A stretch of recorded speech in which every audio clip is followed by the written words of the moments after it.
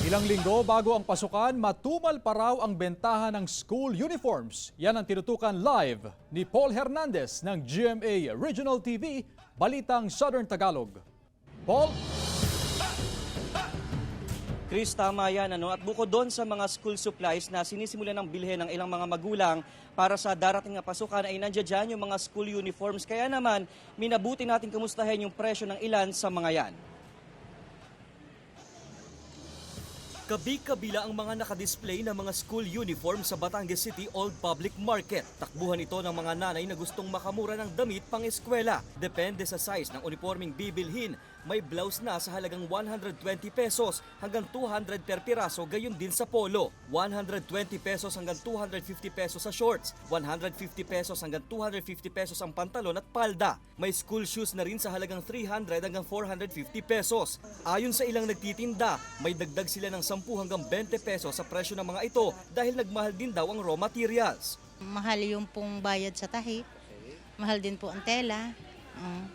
At saka po, itinataas namin po ang presyo. Siyempre, nabayad po kami ng mayor's permit, BIR, marami po kami binabayaran. Pero ilang linggo bago ang school opening, matumal pa rin sa ngayon ang mga magulang na bumibili ng mga school uniform. Inaasahan na dadagsa ang mamimili rito sa mga susunod na araw. Mas malaki pong katipiran kung dito na lang sa palengke kaysa pupunta sila doon.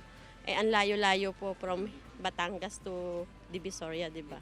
Kaysa bumili pa raw ng bagong school uniform, may ilan na raw na magulang nagpaparepair na lang. Mas lumakas pa nga raw ang tahian ni Cheryl nitong July. 50 pesos hanggang 150 pesos ang singil sa repair. Minsan po ay maluwag, minsan po ay masikip, kaya po minsan ay pinaparepair po nila sa amin. Kisa naman po bumili ng bago, mas nakakamura po sila. Tamang diskarte lang anila ang kailangang gawin para makatipid ngayong magbabalik eskwela ang mga estudyante.